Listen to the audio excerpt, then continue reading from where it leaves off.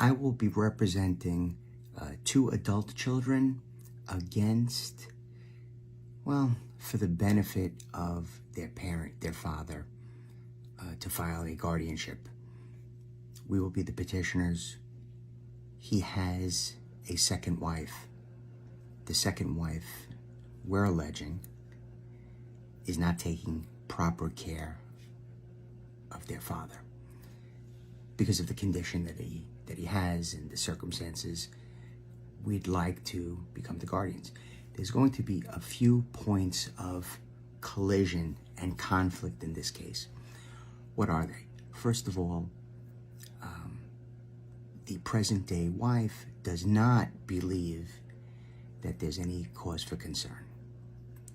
One point of conflict. A second point of conflict will be whether or not the person actually needs a guardian. So there could be a challenge. The individual could say, I don't need a guardian. His present wife could come in and say he doesn't need a guardian.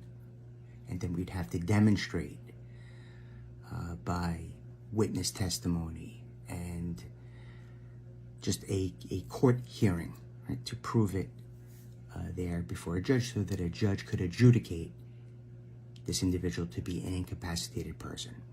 Then the next point of collision and conflict will be, once we get past that first hurdle, who will be the guardian? Will it be, if ultimately he's adjudicated that way, will it be the current wife or will it be one of the adult children? We have to demonstrate that to the court as well.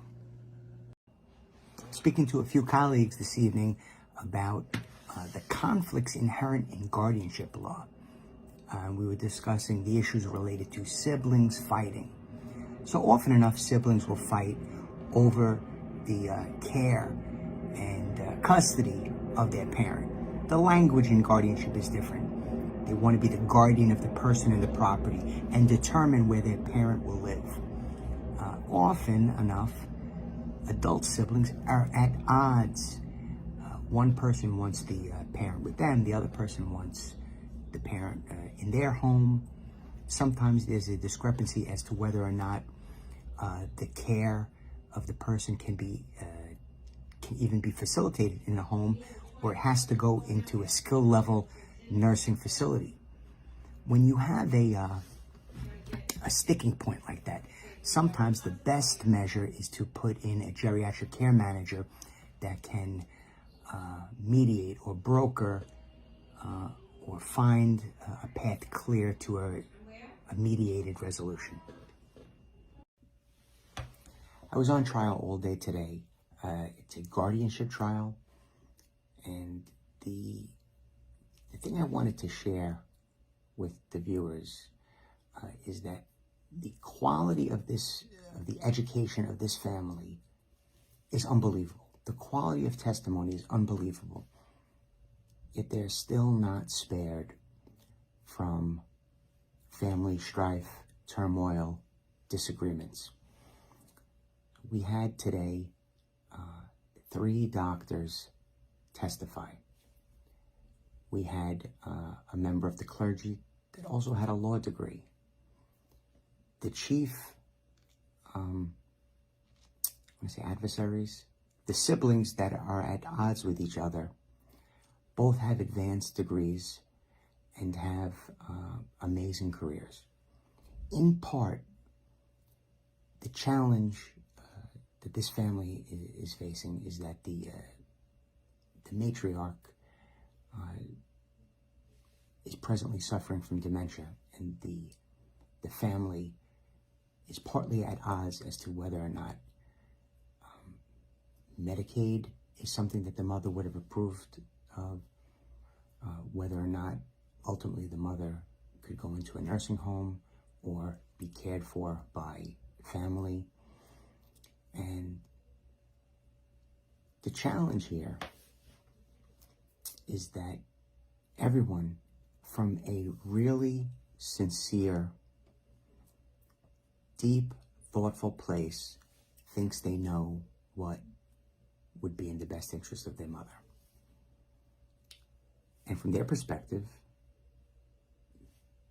they're correct, right? They're 100% truthful and accurate in their beliefs and in their feelings about how to best serve their mother. What's the takeaway? Well, try to have a family discussion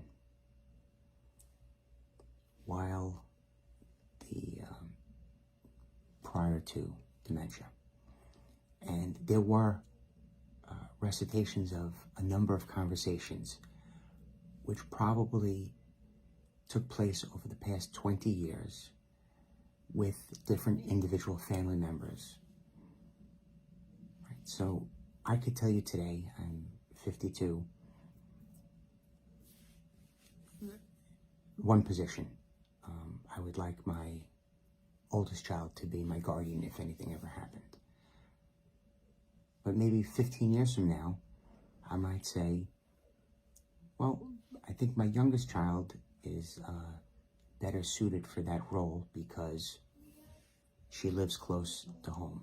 She's in a caregiving field, or she, for whatever reason, right? Just a legitimate reason. Maybe whatever reason, I could change my mind. So they each could have a specific memory and conversation with me. Right? At 52, I said to my oldest, that's now 20, Frankie, if anything happens to me, I'd like you to be my guardian. 15 years from now, I say to my daughter, I'd like you to be the guardian. So perhaps have a conversation with all of the children at once and have it, closer in time to the need. I don't know, that's an imperfect solution. But if you did have a trust, you could have a disability panel and you could specify who you want to be your caregiver, your guardian. Well, it would be a trustee, but it perhaps would eliminate the need for litigation. So that's the takeaway I'm going to give. Plan in advance to eliminate your children arguing.